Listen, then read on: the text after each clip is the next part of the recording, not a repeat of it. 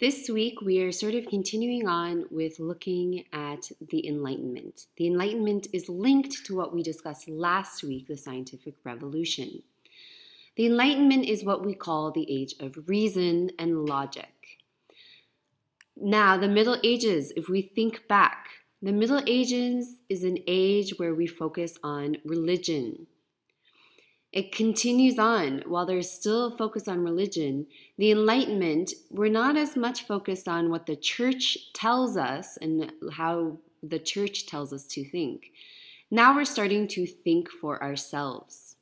This is what reason is. Let's use our brains, let's use our mind, and try and come to sort of conclusions about how the world is. Now, two sort of political thoughts come out, and they come from two different men who think very differently. First, we have Thomas Hobbes, and then we're going to discuss a little bit about John Locke. Now, Thomas Hobbes, he had sort of witnessed the English Civil War. Now, if you remember the English Civil War, that's Charles I fighting against the Parliament in England, the Puritans. And we all know how that ends. Charles I ends up getting killed. What Thomas Hobbes, because he had lived through that experience, he sort of believed that every person was for themselves, that they were selfish and they had a very evil sort of motive, that they weren't really going to give up anything for the betterment of humanity. What he believed is that people needed to hand over their rights to a strong leader. And he would call this a social contract. So basically, the people are going to give up their rights in order for the betterment of the good of a country. This was the social contract. A strong ruler should have total power. So Hobbes, he is a huge fan of absolute monarchy. He believes that if you have a strong leader, that comes first. And that is how there will be law and order in a country. He called a powerful government, central government, Leviathan. Leviathan is a mythical sea monster. That is the book he writes, discussing sort of absolute monarchy in Europe at the time. This is in 1651. Now, another philosophical thinker, John Locke, he is not that, he doesn't believe humans are that evil. John Locke actually believes that people are quite reasonable. Although he still says that the people by nature are selfish, he also believes that people want freedom for other people. So he believes, he speaks against absolute monarchy and actually believes that people should be self-governing governments. This is the first sort of ideas of democracy. He also thinks that the government should protect natural rights of freedom and liberty of the people. And that government is by the people's consent, not by sort of this divine ruler or absolute monarch. So even though it's influenced by the same thing, he is sort of opposing what Thomas Hobbes believes. So the Enlightenment really stresses the ideology of reason and logic. So what ends up happening after people like Thomas Hobbes and Locke, they paved the way for what is going to be known in France as sort of a philosophical movement. So by the 1700s, we have many different philosophers in Paris sort of discussing the ideas of politics, economics, and religion together. They have sort of 5 things that they outline, and you can read them in your book. Reason, nature, happiness, progress, liberty. These are sort of the 5 sort of things that they're discussing together about the importance. Now, out of these philosophers in the 17th century, the most important is Voltaire. Now, Voltaire is a very, very intellectual and smart man. He wrote over 70 books, essays, all about philosophy. He even wrote some dramatic plays as well. And he was very good with writing. He could use words to sort of poke fun at people in government, people in the church, and sort of critique what people were doing. This is called satire.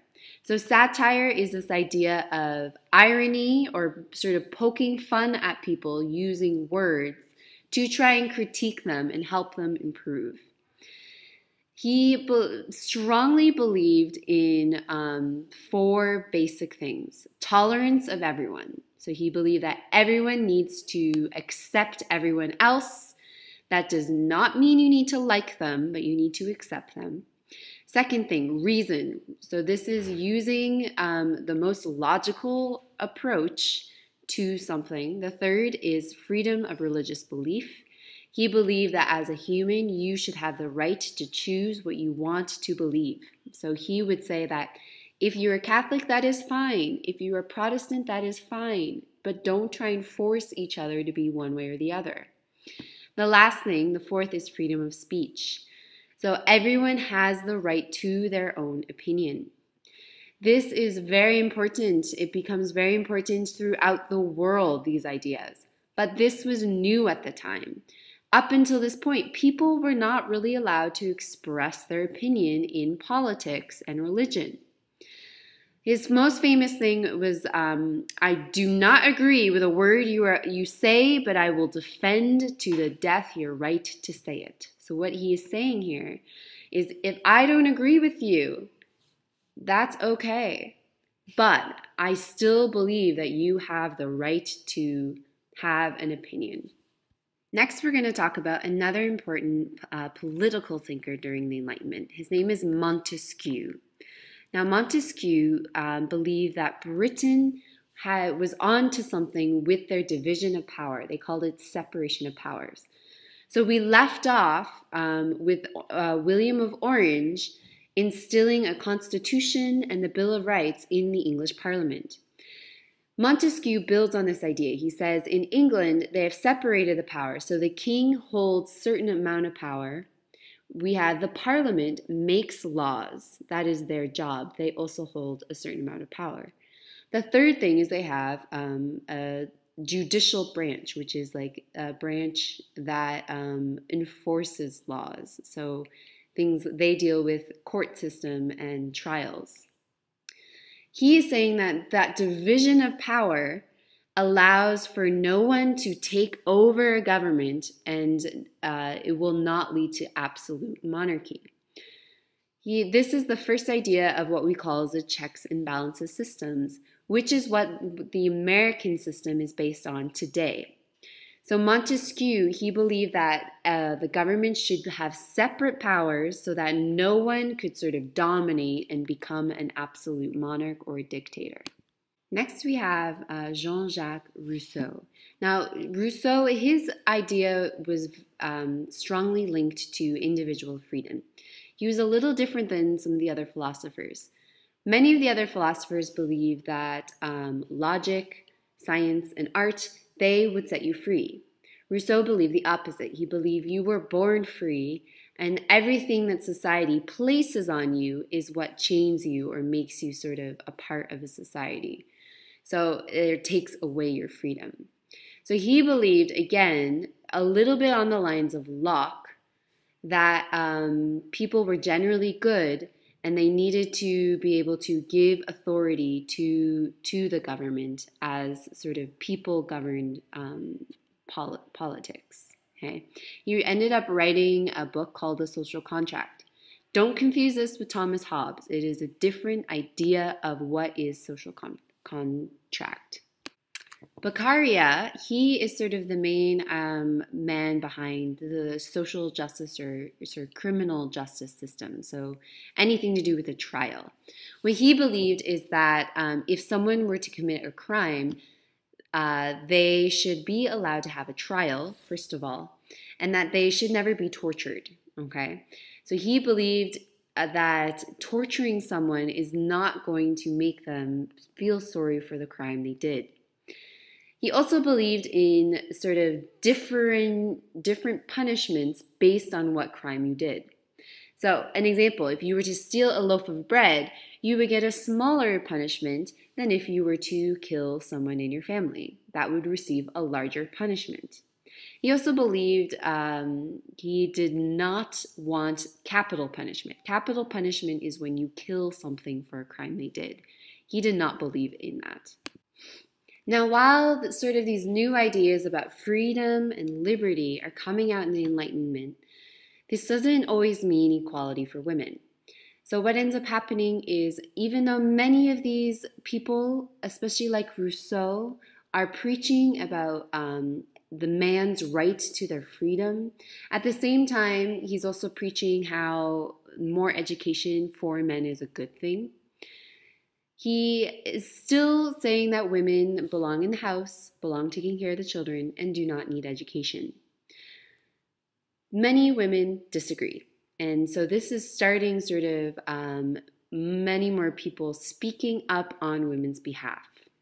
One is Mary Estelle. Mary Estelle, she is a female who is sort of discussing with many of these philosophers, why is it that men are born free and that women are all born as slaves? She's arguing that it doesn't really matter about your gender, that everyone should have equal rights and the opportunity to be educated. We have another Mary who's very important to sort of early women rights. This is Mary Wollstonecraft. She was actually a writer. She also believed that women and men should be educated equally, and that women should actually start entering into professions that are dominated by men. And this would be professions like politics and medicine. She wrote a very important essay, which is called The Vindication of the Rights of Women. This is an essay that we still read today when we're looking at women's rights. And she's disagreeing with Rousseau.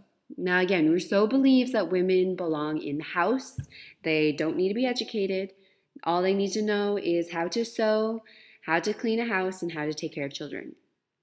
She's disagreeing. She's saying women are just as smart as men. If we are given the same amount of education, we will prove to you that we can be a part of society just like anyone else. So she's a very important person at this time. I'm going to give you 2 questions, okay? The first question, I want you to look at page 632, and I want, out of all those thinkers, who do you think has the most impact today? Okay, so out of Locke, Montesquieu, Voltaire, Beccaria, and Wollstonecraft, out of these 5 thinkers, who has had the most influence? That is your first question. Your second question today, I want you to discuss about the legacy of the Enlightenment. So how is the idea of the Enlightenment lasted for today?